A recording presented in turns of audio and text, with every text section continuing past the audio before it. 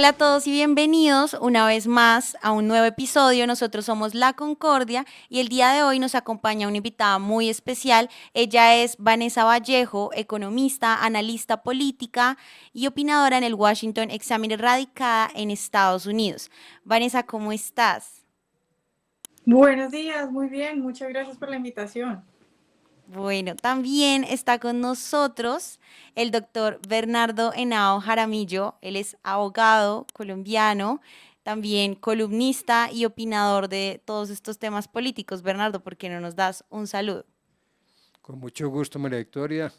Un buen día a todos en la mesa, a los compañeros, un buen día. Y desde luego, Vanessa, bienvenida a la Concordia. Creo que hacía un tiempito no nos veíamos, pero sí nos une mucho pasado y mucho trabajo por unas causas que siempre hemos defendido. Bueno, entonces ya que nos hemos saludado y la idea es que podamos entrar en materia para que, digamos, empecemos esta conversación, ¿qué opinan si empezamos con un tema que está rondando mucho por ahora las noticias y es todo el tema de la escalada regional y el régimen, pues, de Maduro? Entonces, por ahí algunos estaban preguntando, nosotros queríamos saber tú qué opinabas, María Vanessa, o cómo lo ves, si será que esto que está sucediendo será como una reedición de una guerra fría con Venezuela actuando acá como un brazo de Rusia, de Irán. ¿Qué opinas? Pues yo creo que durante mucho tiempo sí se dijo que yo, como que Rusia, Irán, incluso China, pues podía ser como una especie de apoyo para Venezuela en caso de que Estados Unidos decidiera hacer algo contra el régimen de Maduro. Sin embargo, yo creo que lo que estamos viendo en este momento es que todos esos regímenes se han quedado, digamos, en silencio y callados ante lo que ha sucedido, ante lo que estamos viendo, sí, como la guerra contra las drogas, para que la gente lo entienda mejor, la guerra contra las drogas que está haciendo Estados Unidos. Entonces, yo creo que esa teoría de algunos que decían no se debe hacer nada en Venezuela porque en realidad eso significaría estar haciendo algo contra Rusia o contra China y ellos responderían, creo que se ha caído, lo único que vimos en realidad fue un comunicado, digamos que muy escueto de parte de China hace meses, si no estoy mal ya. Eh, entonces yo lo que creo es que veo una Venezuela sola, un Maduro completamente solo, que simplemente está jugando a aguantar y a hacerse loco con las cosas que puedan pasar, no sé, de bombarderos que,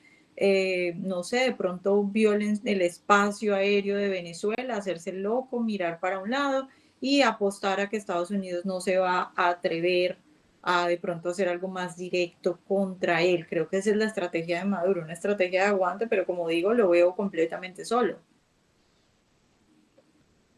En términos realistas, uno puede ver que Maduro, con el acuerdo aquel de que se firmó que no era un acuerdo vinculante sobre la zona binacional, pues siempre Maduro ha querido comprometer a nuestras fuerzas militares en que le apoyen sobre la base. Y hemos visto que Lula y y Petro han querido negar la existencia del cartel de los soles. ¿Usted cómo analiza esas manifestaciones de estas personas y lo que quieren buscar con esa zona binacional que se vuelve una franja bien delicada a futuro en el intercambio de las relaciones con Venezuela y los Estados Unidos, en la preocupación que tiene por todo el narcotráfico que por allí se ha movido y circula desde época pasada? Pues la verdad a mí me parece muy complejo la actuación del presidente de Colombia. Eh,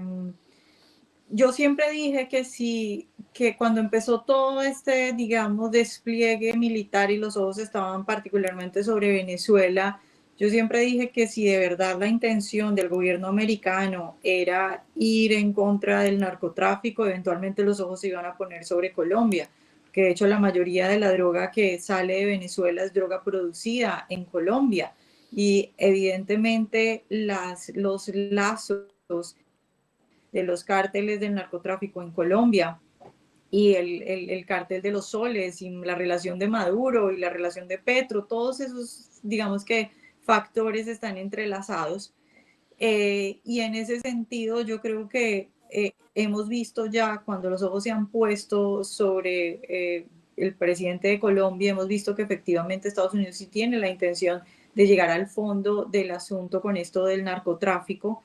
y que pues si Gustavo Petro decide seguir adelante con este tipo de cosas, además haciéndolo muy evidente y muy visible, como por ejemplo con este acuerdo y con esta intención, que en realidad la verdad es que si uno lo mira a fondo y si alguien tiene, digamos, el background de todo lo que ha pasado en Colombia, pues puede entender que en realidad hay muchas partes de la zona fronteriza en la que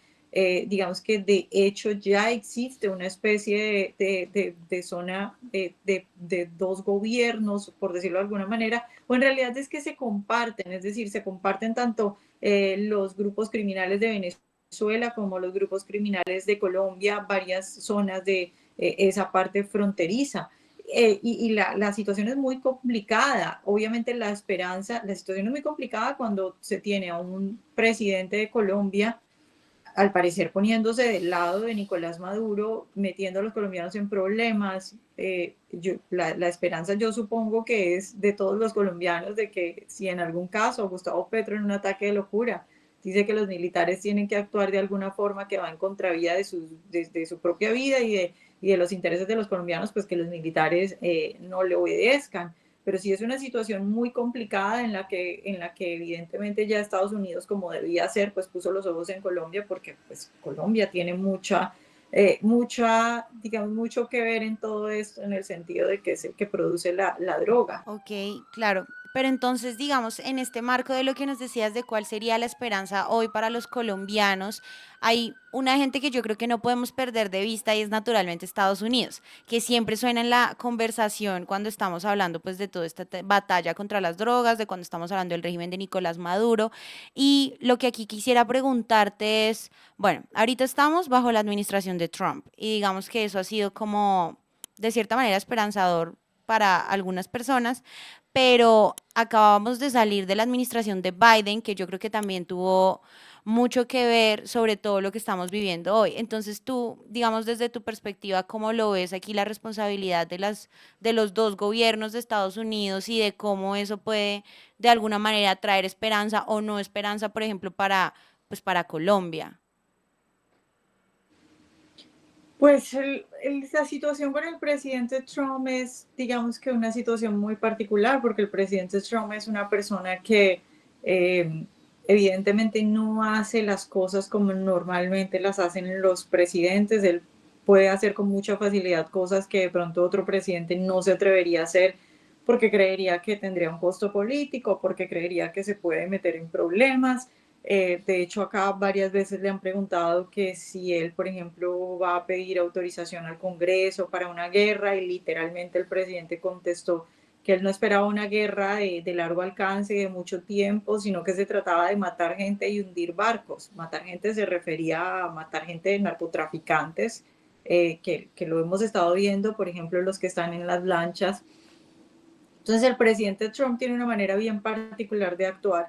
y esa manera tan particular de actuar lo que hace es que le da esperanza a aquellos que, por ejemplo, quieren que el régimen de Maduro caiga, a aquellos que, por ejemplo, en Colombia quieren tener información sobre efectivamente quién financió, por ejemplo, la campaña de Gustavo Petro y que creen que de pronto en Colombia esa justicia, por lo menos por ahora, parece que no avanzara y no diera respuestas y que esperan, porque efectivamente, si Estados Unidos va a avanzar en esta situación con Colombia, particularmente con Gustavo Petro, pues tendría que presentar pruebas, tendría que seguramente, posiblemente están haciendo investigaciones sobre esos dineros de la campaña, tendría que presentar un caso y el Departamento de Justicia tendría que tener, digamos, esas pruebas y eso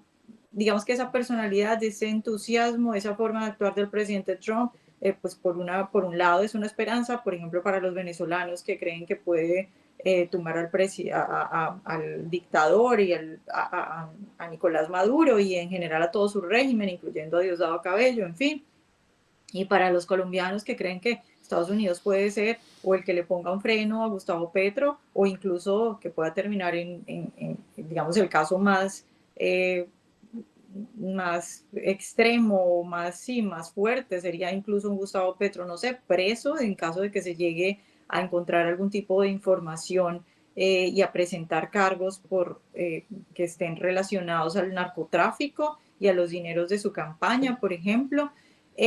Eso, por supuesto, es una administración y es un momento completamente único en la historia porque se junta esa personalidad del presidente Trump con un secretario de Estado, Marco Rubio, que conoce muy bien todo lo que pasa en la región. Es decir, es el primer momento en la historia de Estados Unidos donde hay un secretario de Estado que de verdad conoce lo que pasa en la región y al cual no pueden engañar. Es decir, antes, pues evidentemente los gringos no, sí, pues como se dice popularmente, los gringos no conocían muy bien qué es lo que pasa en Latinoamérica y cualquier persona los podía engañar. En este momento, pues con un Marco Rubio como secretario de Estado y el subsecretario que también es Christopher Landau, que conoce muy bien la región, es imposible que los puedan engañar. Entonces, efectivamente, se abre un horizonte de esperanzas, digamos que nunca visto en la historia de estos países. Por eso es el momento para que aquellos que tenían, digamos que una esperanza de que, por ejemplo, Venezuela fuera liberada, pues este es el momento que seguramente no vamos a tener en mucho tiempo, no se va a repetir porque no creo que vuelva a llegar un presidente como Trump. En el tema de Petro, si usted analiza, todo tiene una secuencia que se ha dado de una forma que uno puede ver que desertificaron a Colombia, que le retiran la visa, que obviamente lo incluyen en la lista FAC, en la lista Clinton, y que todas estas actuaciones, como bien lo dices, ya hace que con gente cercana al presidente Trump conozcan lo que rodea y lo que acontece en Colombia. ¿Es probable o no que en lo que resta del gobierno Petro se pueda dar una situación de un indictment en un momento determinado o eso será después de que pueda terminar el mandato del presidente? Porque es que la situación como está en este momento y la reacción que él ha tenido por la inclusión en la lista, ahora sí está viendo que efectivamente eso tiene unas consecuencias inmensamente graves y no creo yo que el Departamento de Justicia de los Estados Unidos procedan sin tener acopiadas todas las pruebas correspondientes para adelantar esas actuaciones. Pues efectivamente, obviamente nadie por fuera de la administración sabe en qué etapa pueden estar este tipo de investigaciones. Eh, Efectivamente, el Departamento de Justicia tendría que tener pruebas, tendría que presentar cargos y para avanzar en eso, pues supongo que dependerá de qué tanto tiempo le estén dedicando y de qué tantas pruebas hayan conseguido y también de la intención de la administración. Es decir, no sabemos hasta qué punto la intención de la administración sea llegar tan lejos o simplemente sea, por ejemplo, de alguna manera persuadir o de alguna manera presionar para que el tráfico de drogas hacia Estados Unidos frene o si el punto es llegar a la raíz del asunto y así como se quiere, evidentemente, porque esta administración ya ha dejado claro, el presidente Trump dijo que él diría que Nicolás Maduro sí tiene los días contados. No sabemos si la intención, así como en Venezuela parece ser que Nicolás Maduro se vaya, también la intención podría ser, digamos, ir más allá con Gustavo Petro o simplemente frenar ese tráfico de drogas. El asunto acá es que yo creo que si las investigaciones o digamos el sondeo que se hace para abrir una investigación, digamos en la primera etapa, muestran algunas pruebas contundentes y cosas que de verdad, digamos que puedan facilitar el caso, pues yo creo que eso va a hacer que el asunto avance claramente. Y yo sí veo la posibilidad de que una medida así de extrema pueda ocurrir, porque es que como digo, si de verdad la administración está tan preocupada por el narcotráfico, pues es que Colombia, literalmente, como se dice en Colombia, está, o como se dice popularmente en Colombia, está inundada de coca, está nadando en coca, pero además la retórica de Gustavo Petro no ayuda. Yo creo que el presidente Trump es un presidente que, digamos que reacciona fuertemente, y cuando tienes a un Gustavo Petro diciendo en una entrevista en Univisión que al presidente Trump hay que retirarlo, que hay que sacarlo, y luego aquí vienen y le preguntan y le dicen, presidente, ¿usted qué piensa? Que el presidente de Colombia dijo que había que tumbarlo a usted. Pues eso es algo que no se le olvida al presidente Trump. Entonces, sí, pues yo sí creo que las posibilidades están abiertas, pero evidentemente va a depender de qué tanta evidencia y de qué tan fácil puedan recoger esa evidencia el Departamento de Justicia, pero creo que la puerta está abierta para ese tipo de cosas. No es un juego, ya es evidente que no es un juego. A mí me llama mucho la atención que precisamente al inicio estabas hablando de esta esperanza para Venezuela y una esperanza para una Venezuela libre. En este marco de la Venezuela libre tenemos recientemente el premio que le fue concedido a María Corina Machado del Nobel de Paz, ¿no? Entonces, yo lo que también te quería preguntar a ti es,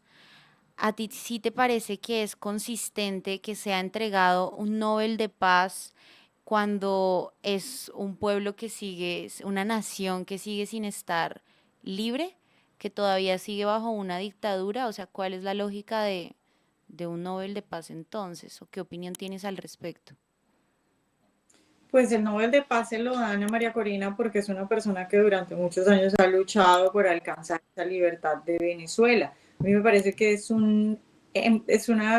reconocimiento a esa lucha que ella ha hecho, y me parece que María Corina es una de las personas no solo más valientes, sino de Venezuela, sino que sabe leer muy bien los momentos políticos, porque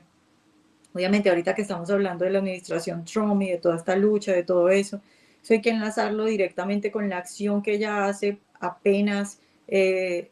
le comunica que recibe el Premio Nobel de Paz. Ella publica un tuit diciendo que se lo dedica al pueblo venezolano, pero también al presidente Trump, por la lucha que ayuda, por su apoyo a la lucha de Venezuela. Y eso es muy importante porque no sé si en Colombia se le dio mucho, digamos, espacio a esa noticia, pero el presidente Trump los días anteriores a que se supiera quién se iba a ganar el Nobel de Paz dijo varias ocasiones que él se lo merecía y bueno, que a él le gustaría ganárselo, pero que él creía que no se lo iba a ganar. Entonces el punto es que luego quien se lo gana, es decir, María Corina literalmente hizo noticia en Estados Unidos, porque todos los medios lo que reportaron acá es la persona que se ganó el Premio Nobel de Paz se lo dedicó al presidente Trump, y luego el presidente Trump mismo habla y da declaraciones y dice, hablé con ella por teléfono, me lo dedicó, reconoció la lucha. Y en ese sentido, María Corina lo que hace cuando le dedica ese Premio Nobel de Paz al presidente Trump es primero reconocer que Venezuela sin la ayuda de Estados Unidos no puede ser liberada, necesita Estados Unidos, pero además es esa intención de decirle al presidente Trump, usted se lo merece, síganos ayudando, y yo creo que eso sí que le gustó al presidente Trump. Entonces me parece que es un premio Nobel de Paz muy bien ganado, en el sentido de que ella ha dado una lucha. Si ella no estuviera, es decir, si ella no hubiera hecho todo lo que ha hecho y no se hubiera quedado en Venezuela, no hubiera hecho los lazos con la administración Trump, no hubiera explicado, no tuviera un plan, pues es que Trump ni siquiera estuviera interesado en Venezuela, porque ¿quién se va a atrever a hacer algo en un país donde no hay quien tome el liderazgo? Entonces me parece un premio muy bien ganado, pero sobre todo me parece que el gesto de ella, dedicárselo al presidente Trump minutos después de que se supiera la noticia, es una de las mejores jugadas que muestra el carácter de esta mujer, la humildad que tiene y la inteligencia para reconocer que sin Estados Unidos no puede hacer nada. Cambiando un poco de tema, yo quisiera que nos hiciera un análisis de cómo ve usted el proceso electoral que se avecina para Colombia el año entrante. ¿Cuál es la impresión que tiene con relación a nuestros partidos y a la forma como se está presentando este debate futuro de la elección del Congreso y de la elección presidencial? Bueno, pues lo que yo puedo ver desde acá, porque yo tengo que decir que hace mucho tiempo no veo, digamos, que los canales particulares de Colombia. Lo que yo puedo ver desde afuera en medio de todo lo que está pasando en esta guerra contra el narcotráfico es un Gustavo Petro que yo no explico bien qué es lo que le pasa, cuál es el juego que está jugando. Obviamente, algunas personas creen que su actuar simplemente no tiene ninguna explicación porque es un hombre, no sé, llevado por las drogas, es un hombre con problemas incluso psiquiátricos según algunas personas. Eh, y ese actuar yo creo que hay que tenerlo como un factor muy importante en lo que uno pueda analizar de las elecciones que vienen, porque digamos esas ideas que al principio algunos decían de que de pronto este hombre se puede enloquecer y, no sé, poner problemas en las elecciones o en todo el rango que uno lo pueda ver, desde, no sé, fraude, intervenciones, hasta cancelar unas elecciones, digamos que eso que antes a mí me parecía que no tenía mucho sentido, ahora me parece que sí tiene sentido, me parece que además los cárteles o las guerrillas, pero más bien llamémoslos cárteles porque estamos hablando y porque esos son o los grupos narcotraficantes, pero para que la gente entienda, si quieren entonces guerrillas, que durante tanto tiempo han atormentado a Colombia, pues creo que también están viendo que tienen una situación muy difícil porque ahora es Estados Unidos el que está, digamos, con los ojos puestos también sobre Colombia. Entonces, tenemos muchos factores que antes no teníamos en estas elecciones que vienen. Tenemos un presidente que al parecer no está de acuerdo, no está bien, que también se puede ver en cierto sentido contra la pared, no sé a él si él efectivamente recibió dinero del narcotráfico y los narcotraficantes lo están presionando, si él cree que este es el momento para él el todo, jugarse el todo o nada, un presidente así, pero además un Trump con los ojos puestos sobre Colombia, es decir, son factores bien complicados que hacen además que las guerrillas, por ejemplo, puedan decir, este es el momento de jugárnosla toda porque estamos hablando de un Estados Unidos que puede eventualmente hacer, digamos que, operaciones en Colombia y puede esto terminarles muy mal. Entonces, digamos que todos esos factores pueden decir, o todos esos actores más bien pueden decir, este es el momento del todo o nada y digamos que traer momentos muy difíciles para Colombia, desencadenar unos momentos muy difíciles para Colombia. Pues del lado de los candidatos que hay, también obviamente desde afuera yo lo que puedo decir es que me preocupa que haya tantos candidatos, me preocupa obviamente las disputas internas, me preocupa que no se llegue, digamos, o que no se logre a tiempo conseguir digamos, un candidato que pueda unir todas esas fuerzas, sino que pase lo que pasó en las elecciones anteriores, donde evidentemente ahí hubo una división de voto. Y es preocupante eso, pero digamos que siempre hay que ver el futuro con optimismo y pensar que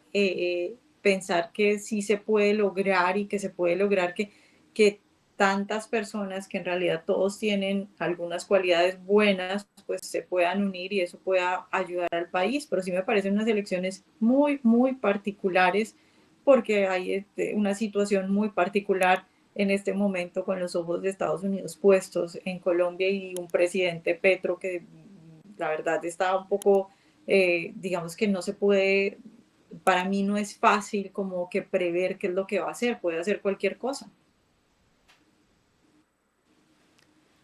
Yo aprovecho para preguntarte, ya que mencionas el tema de las guerrillas, y pues básicamente yo creo que es un secreto que no es tan secreto, sino que esto está a todas luces claramente que estamos ante una situación donde el proceso de paz que se firmó en La Habana pues ha fracasado, ¿no? No ha habido justicia para las víctimas, no ha habido reparación, básicamente los grupos se volvieron a armar y se levantan otra vez en contra del país. Pues ahorita yo te preguntaba por el Nobel de Paz de María Corina y ahora te pregunto en el mismo sentido, ¿qué opinión tienes, por ejemplo, sobre que esa misma figura del Nobel de Paz le fue dada a Santos por el proceso de paz, precisamente que del cual ahorita de alguna manera pues, se podría decir que estamos viendo los frutos o los no frutos? Entonces, ¿qué opinión tienes tú al respecto? Pues no, yo creo que todos los colombianos han entendido que Santos es una de las peores cosas que le ha pasado al país. Evidentemente es un premio muy desafortunado. Eh, yo, pues la verdad creo que es uno de los capítulos más difíciles del país, ver cómo después de que el presidente Uribe, con el apoyo de Estados Unidos, logra prácticamente arrinconar a todas esas guerrillas, sucede un evento tan desafortunado que cambia la historia del país y que evidentemente es lo que termina abriendo la puerta para la situación efectivamente tan difícil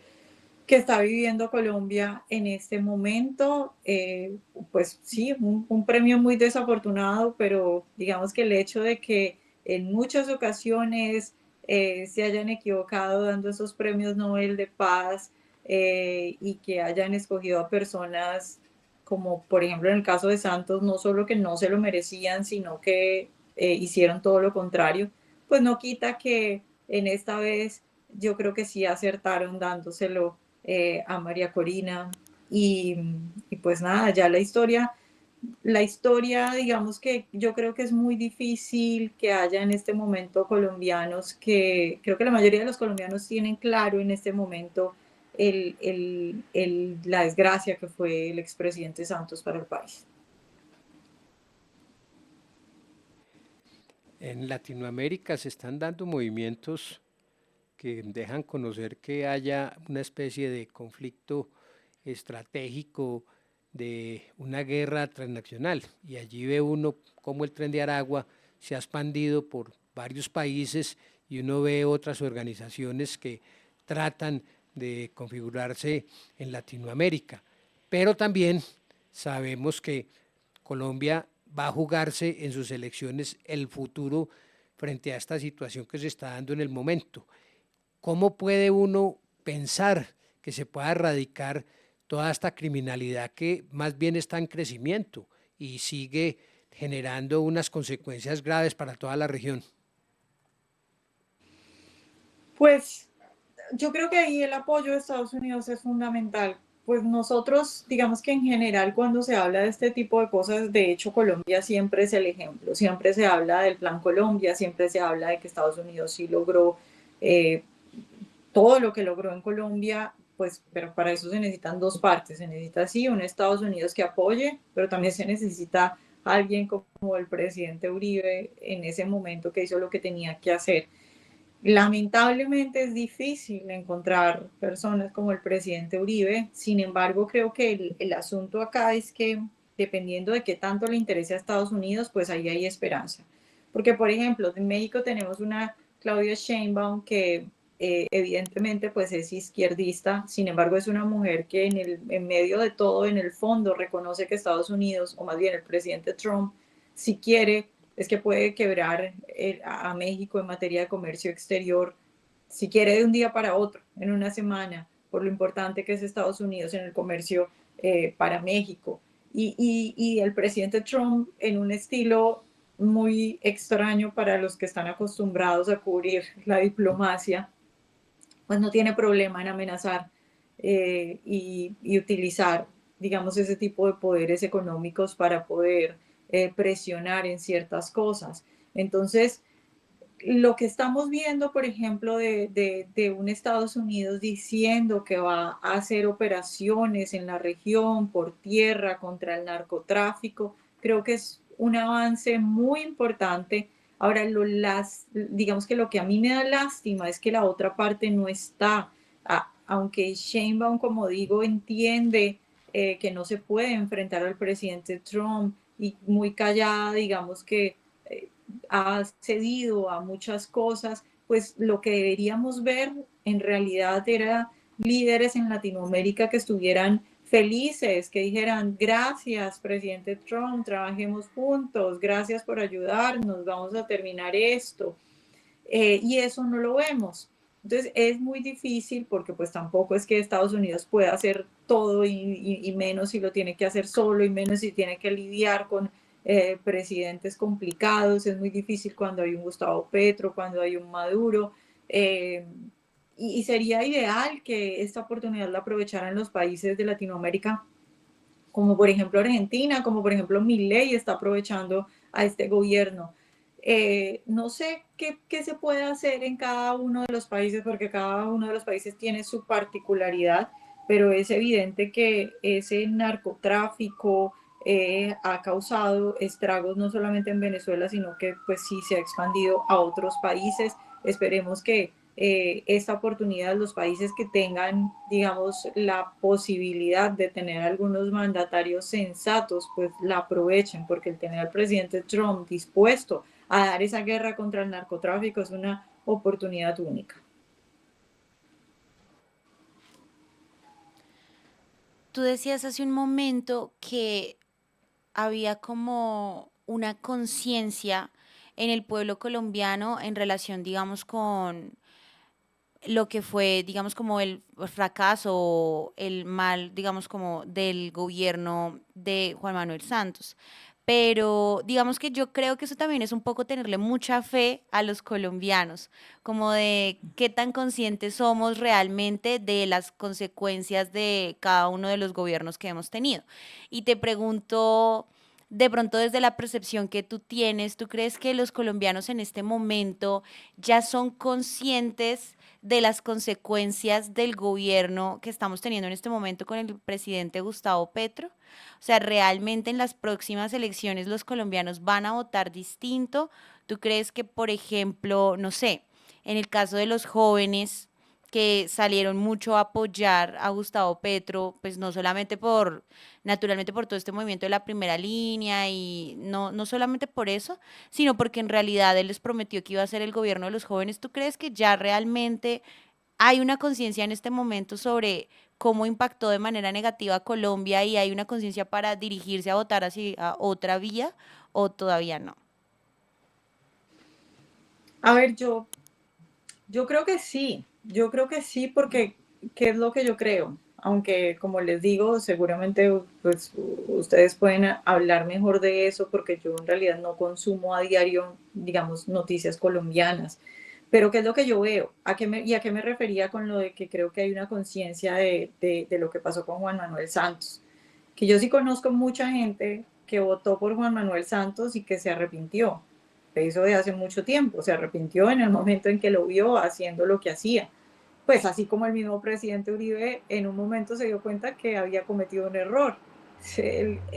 Y como eso, pues hay mucha gente que entendió eso y a mí me cuesta mucho trabajo, a lo que me refería es a que a mí me cuesta mucho trabajo encontrar en este momento a alguien que defienda a Juan Manuel Santos. No sé si eso existe. Yo creo que el santismo en realidad nunca existió. Eso no existe. Los que son de izquierda porque son de izquierda. Ahora, sobre la pregunta que me haces de qué puede pasar si yo también veo mucha gente que dice que votó por Gustavo Petro y se arrepintió. Y yo lo que creo es que de pronto esa gente que votó por Gustavo Petro y se arrepintió, en este momento puede estar haciendo un examen y comparando, si tienen la suficiente edad o la suficiente memoria, pueden estar comparando cómo estaba el país cuando estaba el presidente Uribe y pues cómo está el país ahora y pueden estar diciendo, bueno, tal vez sí cometimos un error y eso puede ayudar. Eso es lo que yo creo. Ahora, eso también eso, digamos que ese voto que está indeciso o ese voto que no es de un lado ni es del otro, pues también la decisión que tengan también va a depender de quién es el candidato de la derecha, por decirlo de alguna forma, para que se entienda fácilmente, no queriendo decir que sea alguien que definitivamente cumpla todos los requisitos de ser de derecha, pero para que la gente entienda y lo pongamos simple, así como izquierda y derecha. Entonces, ¿sabes? Esa gente que está en el medio, que puede estar diciendo, ok, Gustavo Petro fue un error, esto no puede seguir así, hay que, digamos que, o retomar el camino por el que íbamos, o tal vez volverle a dar una oportunidad al centro democrático, bueno, lo que se quiera, una especie de reflexión así. Eso también va a depender de quién va a ser el candidato de la derecha. Y ahí hay una pregunta yo no tengo la respuesta, pero creo que es la pregunta que se tiene que hacer la derecha colombiana o la Unión o el Centro Democrático, los líderes pues que vayan a encabezar ese proyecto en contra de la izquierda. y es qué es lo que está pidiendo el pueblo colombiano en términos de qué candidato quiere, porque para algunos este es el momento de un Bukele, pero eso es lo que dicen las encuestas, es decir, no lo sé, honestamente lo que estoy haciendo es, digamos, plantear el marco de análisis que creo que se debería hacer. Lo que quiere el pueblo colombiano es un Bukele con ese tipo de ideas o con ese tipo sí, de formas, o lo que quiere y lo que sería más conveniente para la mayoría, para alcanzar una mayoría en unas elecciones, es un candidato más, digamos, no sé, es que no sé cómo decirlo, medido, pero ojo, que yo creo que también en política es importante hacer una distinción. Una cosa son las formas o la forma en la que se presenta el mensaje y otra cosa es el fondo. Y esas dos cosas pueden ser, digamos, por ejemplo, el presidente, para que se entienda más fácil, el presidente Uribe es un hombre muy cordial en la forma de hablar y es un hombre que le da puntos a la izquierda incluso, o sea, a veces dice, le da puntos, me refiero a que no tiene problema en sentarse con alguien que yo llamaría a una persona de izquierda y decirle, sí, usted tiene razón en esto. Es decir, lo hemos visto muchas veces haciendo eso públicamente, incluso ganándose críticas de la derecha por hacer eso. Entonces tiene unas formas moderadas, pero entonces en el fondo sí podemos ver un Uribe que hizo todo lo que hizo con la guerrilla, con una mano dura. Entonces, ¿qué es lo que quiere el país? ¿Qué es lo que necesita? ¿Cuál es esa combinación de formas y de fondo? ¿Necesita alguien que salga y abiertamente se burle de la izquierda? ¿O necesita alguien que diga, yo voy a ser el presidente de todos, yo no voy a tener problemas con nadie, pero a los bandidos sí les vamos a dar las cosas duro? Es decir, no lo sé, estoy planteando cuál es y creo que eso es lo que se tiene que ver en las encuestas, porque a veces uno habla según el anhelo que uno tiene. De pronto uno quiere, alguien puede querer un presidente como Bukele y decir eso es lo que necesita el país, pero eso es lo que va a hacer que la mayoría vote por esa persona. No lo sé, creo que es lo que tiene que analizar, porque cuando se tiene tantos candidatos con tantas características diferentes, que todas se pueden,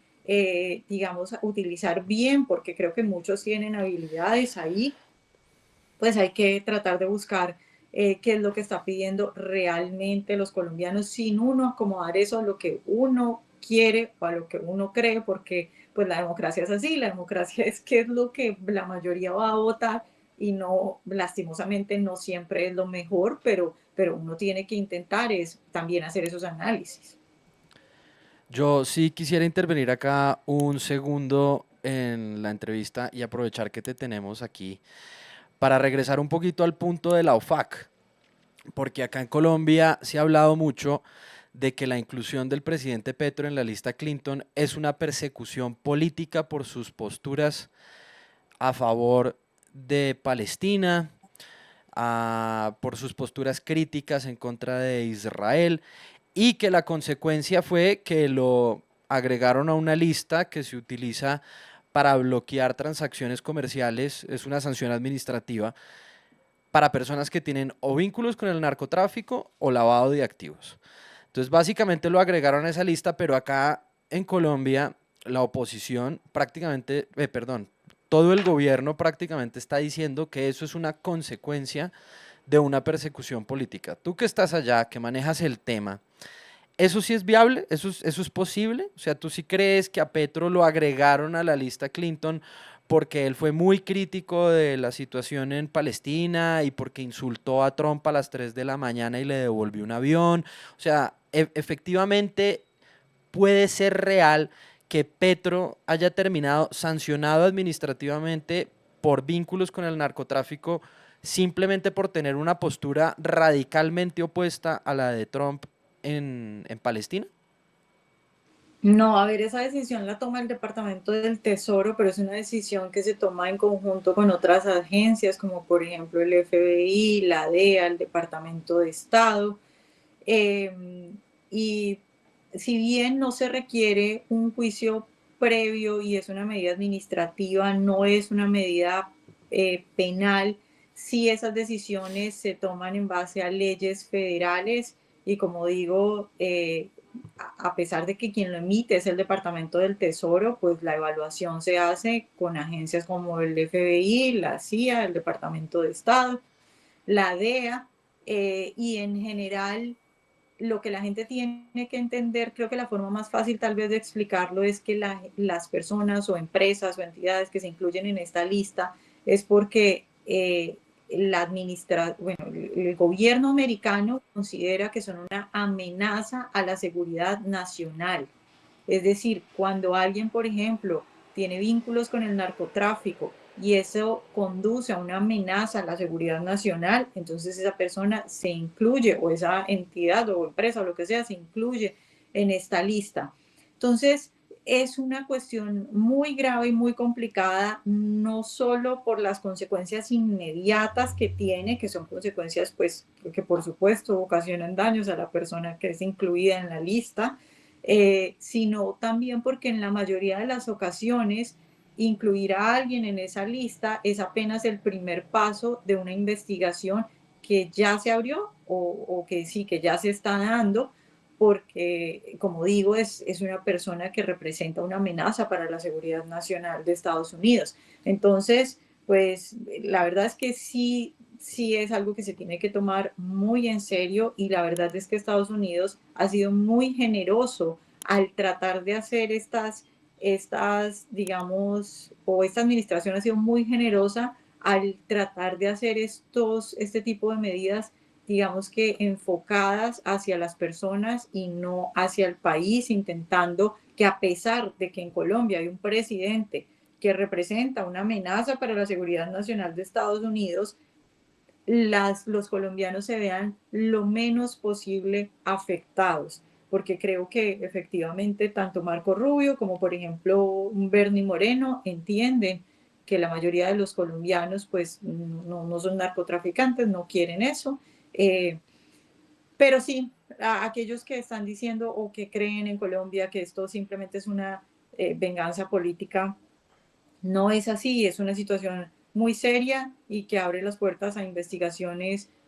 muy serias y que pueden concluir en cosas muy complicadas para Gustavo Petro y su familia. Ahí como para terminar de redondear la pregunta, ¿tú crees que es factible que el próximo año veamos una solicitud de extradición de Gustavo Petro a Estados Unidos?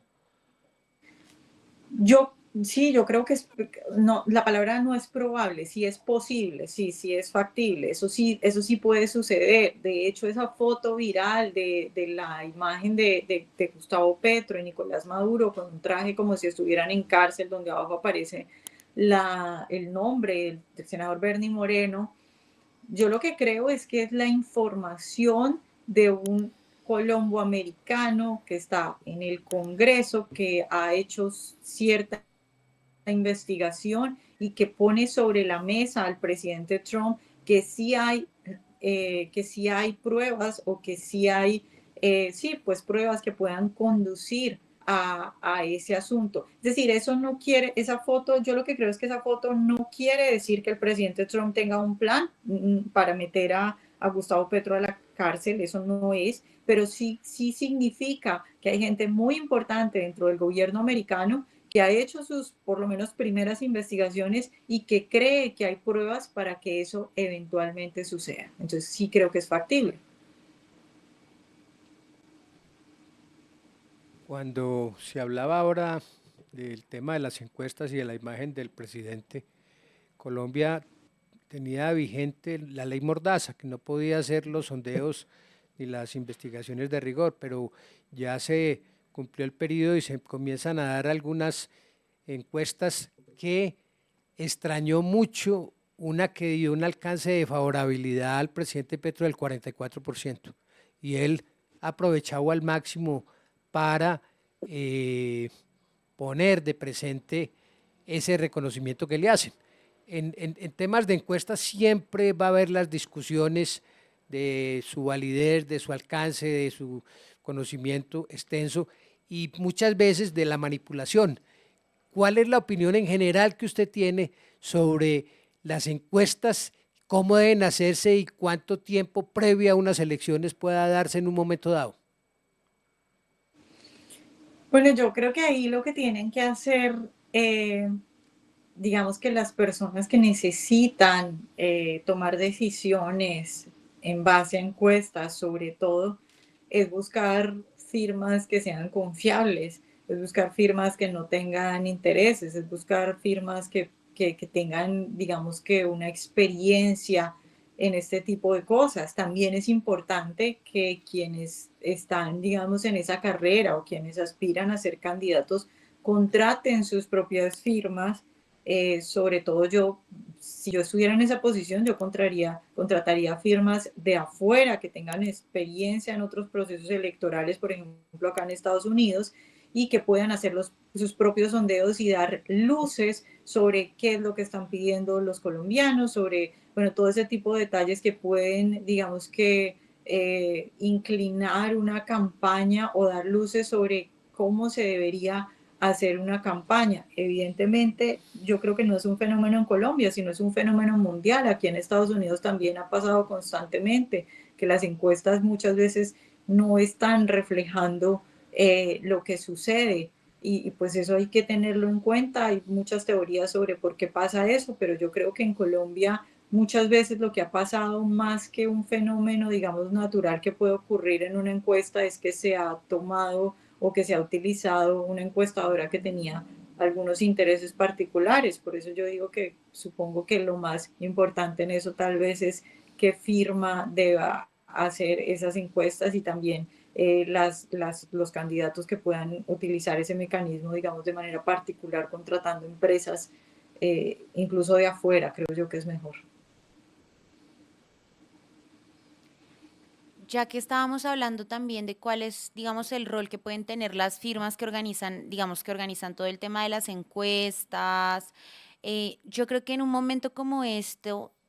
como este, vale la pena también preguntarse cuál es el rol que tienen los medios de comunicación. A mí me llamaba mucho la atención que cuando Diego te preguntaba sobre pues el procedimiento para incluir a una persona en la lista OFAC,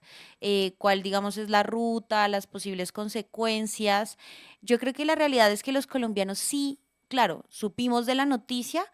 pero los medios de comunicación nunca se esforzaron en explicar qué había detrás de esto y pues, pues precisamente por causa de esa desinformación es que se permiten que se legitimen ese tipo de discursos de no, esto es persecución política. Entonces yo te pregunto a ti que estás en el medio, ¿cuál crees que es el rol ahorita de los medios de comunicación? ¿Qué es lo que deberían hacer? ¿Qué es lo que no están haciendo? Bueno, yo creo que en general también es una crisis mundial de los medios de comunicación. Yo muchas veces he utilizado la frase el periodismo ha muerto y se ha convertido en activismo. Es decir, acá en Estados Unidos, de hecho en este momento una de las noticias más importantes es el presidente Trump demandando a medios de comunicación porque alteraron sus videos para hacer ver cosas que no eran, haciendo, digamos, ediciones completamente descaradas y que es evidente que no se pueden hacer. Es decir, es un fenómeno mundial el asunto de los medios, porque lo que yo creo es que la mayoría de los medios, pues, por un lado, es que tienen periodistas que ellos abiertamente son de izquierda y ellos ven su trabajo no como una vocación de informar, sino como una herramienta para sacar adelante las ideas que ellos creen que están bien,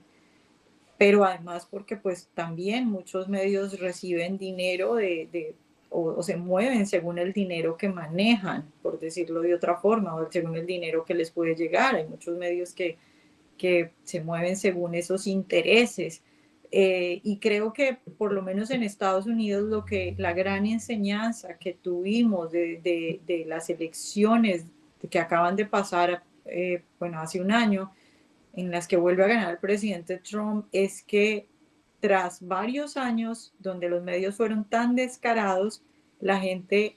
empieza a entender que les están mintiendo. Y entonces la favorabilidad de los medios está por el piso y la mayoría de la gente ya dice que consume sus noticias y la información en redes sociales. Entonces, pues yo podría decirle lo básico, si me dices que como que qué deberían hacer los medios. Bueno, lo básico sería distinga noticia de opinión. Obviamente todos los medios van a tener una línea editorial y van a tener opinión, pero distíngalo. Cuando usted salga y diga algo, esto es opinión. Cuando usted vaya a leer noticias, ve noticias. Pero yo creo que eso es como echarle perlas a los marranos, porque yo no creo que los medios de comunicación vayan a cambiar, ni que vayan a escuchar ningún consejo, a no ser de que vean que están perdiendo dinero y que están a punto de quebrar y que tienen que de alguna manera cambiar, que es lo que ha pasado acá en Estados Unidos. Sin embargo, no creo que esa sea la situación en Colombia. Entonces, yo lo que creo es que la solución es utilizar las redes sociales como un método alternativo. No sé si en Colombia hay encuestas de eso, pero ya digo que acá en Estados Unidos la mayoría de la gente dice que prefiere informarse a través de redes sociales que a través de los grandes medios de comunicación. Y creo que eso es el futuro. Y se debería, no sé, sacar más alternativas y buscar tratar ese tipo de información a través de las redes sociales y llegarle directamente a las personas, porque yo en realidad no tengo mucha esperanza en los medios de comunicación y creo que es un monstruo que el futuro no es combatirlo, sino dejarlo que se muera lentamente. Bueno, yo creo que estamos por terminar. Pienso que la acción que está impulsando Trump en Estados Unidos contra estos medios que en un momento determinado distorsionaron y excluyeron notas claves en lo que era su intervención en el pasado y ahora tiene unas consecuencias inmensamente graves y ya ha provocado renuncias en estos medios. Creo sinceramente que eso va a ser una especie de sanción que van a entender varios medios de comunicación y van a tener que aprender, y eso que acabas de hacer, la distinción, pues es fundamental entre leer una noticia y hacer una opinión. Clave esa manifestación. Quedamos muy complacidos con esa intervención tuya y creo que debemos terminar por ahora para que no nos alarguemos en el programa, porque el programa tiene una agenda de 1 hora y quedamos muy agradecidos contigo, Vanessa. Muchas gracias. Muchas gracias a ustedes y un saludo a todos. Una última preguntita que te quieren hacer acá, porfa. Sí, yo tengo una pregunta porque la verdad, en el marco, digamos, de mujeres en política, mujeres que lideran, mujeres que denuncian, yo quisiera que solamente es una reflexión para terminar, cómo no desistir, cómo no dejarse asustar, cómo no dejarse amedrentar y denunciar, seguir siempre denunciando con valentía. Lo digo porque en tu caso sabemos que básicamente las acciones que tú has llevado y las denuncias que has realizado a lo largo de tu vida pues te han traído consecuencias bastante fuertes, pero cómo hacerle una invitación de pronto como a las mujeres o incluso, bueno, a cualquier persona, pero sobre todo, naturalmente yo hablo de las mujeres, para seguir como en la lucha y no dejarse silenciar. Pues yo creo que la verdad esas son como decisiones personales. Yo lo que creo es que uno tiene que hacer lo que tiene que hacer. Es decir, si uno en algún momento siente que tiene que decir algo, que es importante decirlo y que es importante poner ese tema sobre la mesa, creo yo personalmente que es valioso hacerlo. En mi caso, por ejemplo, digamos que pues yo estuve mucho tiempo trabajando en radio y en televisión y tuve muchas amenazas y eso a mí no, nunca, o sea, siempre lo tomé como que no era nada importante. En el momento en el que mi abogado me dijo que sí era algo importante, fue porque yo escribo un artículo en el cual, digamos que detallo cómo a Lozada, el guerrillero de las FARC, le dicen tornillo porque violaba a niños hombres, y este señor, entre otras cosas, me manda una carta de 4 hojas amenazándome a mi correo, un proceso legal, amenazas, citaciones falsas de la fiscalía, o sea, ya una cosa que se salió de control y que mi abogado me dijo, esto ya no es normal. Pero mi punto es que yo en ese momento sentí que era necesario poner sobre la mesa lo escandaloso de que alguien, que las víctimas y que los niños llamaban tornillo, estuviera sentado haciendo las leyes de Colombia. Y no solo eso, sino que los otros medios de comunicación, incluidos varios en los cuales yo participaba, lo entrevistaban y le decían, señor, usted, senador, ¿usted qué piensa de la inflación? Y mi indignación era, ¿por qué un periodista cree que un hombre al que los niños llamaban tornillo, que dedicó toda su vida a matar, sabe algo de economía o tiene, digamos, el valor para que alguien lo considera lo considera importante su opinión sobre eso. Y esa es otra reflexión que tienen que hacer los medios de comunicación y los periodistas, el papel y los espacios que le están dando a ese tipo de personas. Ese tipo de personas debería tener espacio en un medio de comunicación. Yo entiendo ese tipo de entrevistas y de interacciones cuando son para ponerlos para ponerlos, digamos, contra la pared y recordarle al país todo lo que hicieron, pero para darles cabida en el debate político, económico, social de un país, ahí hay una responsabilidad muy grande que tienen los medios de comunicación. Entonces, yo creo que mi invitación, pero ya digo, eso es una decisión personal, es a que uno cuando siente que tiene que hacer las cosas, uno hace las cosas porque las tiene que hacer y a veces tiene que, digamos, que aguantarse consecuencias que no están tan cómodas, pero que tienen recompensa a nivel de que uno se siente bien porque hizo lo que tenía que hacer. Bueno, Vanessa, muchísimas gracias por esa reflexión. Yo creo que entonces ahora sí con eso terminamos. Yo no sé, salvo que Diego, Bernardo tengan algo más que quieran añadir. Participación. Sí, sí, no, acá desde el control de mando, pues darte las gracias, pues ha sido un gusto tenerte acá con nosotros esta mañana y haber podido compartir contigo pues todos estos temas que en este momento están marcando la agenda, porque en Colombia en este momento la relación con Estados Unidos pues se volvió aún más fundamental de lo que siempre ha sido y tener conocimiento de primera mano desde Estados Unidos, desde Washington, de cómo se están moviendo las cosas allá, pues empieza a volver clave porque un domingo a las 3 de la mañana Petro puede poner un trino que nos haga ser merecedores de aranceles del 40%. En cuestión de segundos puede cambiar todo en la manera como se está moviendo esto acá. Entonces, pues sí, darte las gracias por haber compartido este tiempito con nosotros y darnos tu conocimiento. Espero que te podamos molestar en una próxima ocasión, sobre todo porque todas las semanas estamos teniendo una noticia pesada en Estados Unidos, entonces sí es muy importante poder tener información veraz y confiable como la que tú aportas a la mesa. Muchísimas gracias en verdad, Vanessa. Claro que sí. Muchas gracias a ustedes y un saludo a todos.